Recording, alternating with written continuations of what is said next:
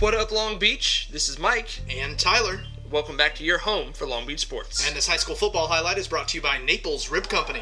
Long Beach Poly back at home at Vets after 3 weeks, coming off a 3-1 non-league schedule, and happy to be back in the Moore League when usually they can take it a little bit easy. Cabrillo took their lumps in the preseason going 0-4, and probably would have been better opening up against someone else other than defending Pac-5 champions, but they're still hyped to go in this one, and it was kind of one of those games. This is the first offensive play Ty Tiedemann picked off by Darren G-Man Gardenhire, and he's going to take this one deep into Jackrabbit territory. But Jaguars offense struggling to get going, couldn't do anything with it as they go 4 and out, not 3 and out.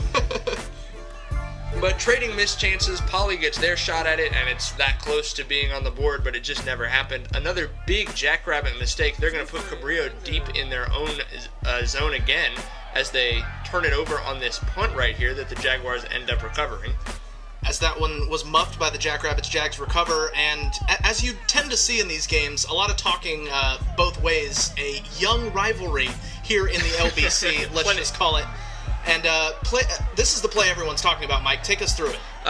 Juju running a reverse, kind of plows into his teammate Douglas Curry right there. Both players down, Curry with a knee injury and Juju holding his head. You can see how much this kid means to the team, obviously. Everyone circled around him, very concerned. He was taken off in an ambulance as a precaution. He was okay, released from the hospital that night. We got word of that from his family. Juju's okay. Fantastic news to hear. What a great kid. Glad he's all right. The defense is starting to stiffen up. Pops takes Ricky Mullen down in the backfield, and this deflection is going to get intercepted by Justin Coley. So an opportunistic Jags defense hanging with in this game as we're still scoreless here, Mike. Well, last year I think the knock on Cabrillo was, interesting offense, high-powered offense, but no defense. They're holding Poly scoreless here, and their defense was making plays with 2 interceptions.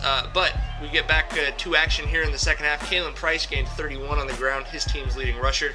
But once again, they get into Poly territory, and the drive stalls. This is a 4th down attempt right here that he can't hook up with Rico Martin on. Poly goes back to their bread and butter, the ground and pound. Jeremy Calhoun, the Calhooligan, 13 carries for $122. He's not the only one running it, though. It's James Brooks, as he had 9 carries for 52 yards, a little more of the muscle in that running game. Yeah, obviously Brooks, such a big back, able to, these are the games you expect to see a lot of James Brooks, because he can get through guys. That sets up the sneak for Ty Tiedemann. Finally, we have our first points. We do. Less than 2 minutes left in the third quarter before the Jackrabbits could flip the donut over in this game against the Jaguars. They go up 7-0 with $150 left in the third. Price going to Jaron Scroggins here, who had 5 catches for 45 yards, the Lakewood transfer. As the Jags still not done, it's only a 1-score game here, driving in to try to tie this thing up. It was this close to getting their upset. Rashid Johnson couldn't quite pull that one in on the dive. He had 3 grabs for 23 yards. That one would have been huge. If he pulls that in, it's a very different game right there, but instead Price seeing red again, Imani Mitchell with the sack, and, Gardenhire is going to maybe have another shot here at the end zone, but the refs are going to say he stepped out of bounds. We don't really have a great shot of it. Yeah, tough to see so many bodies in the way, and now this gets pushed back. Price, trying to make something happen, flips it out to little Rico Martin, and that drive would stall out, no points for the Jags. And then with Poly, just go to the ground game and let him put it away. James Brooks, Tyler mentioned he's kind of the muscle, but he's pretty fleet of foot as well. Good footwork from him as he and Calhoun are able to move the ball downfield, keep the clock running, and then maybe sort of the walk-off home run right here. The big hit to Christian Fabico down the left sideline. Nice camera work, Tyler. Excellent stuff. And then Tiedemann really ends it here with a little slip screen to Johnny Rucker, who goes in for the touchdown. He's going to cruise on in. The Jackrabbits get that second score, and that was what they needed to put this thing away, a thunder's end.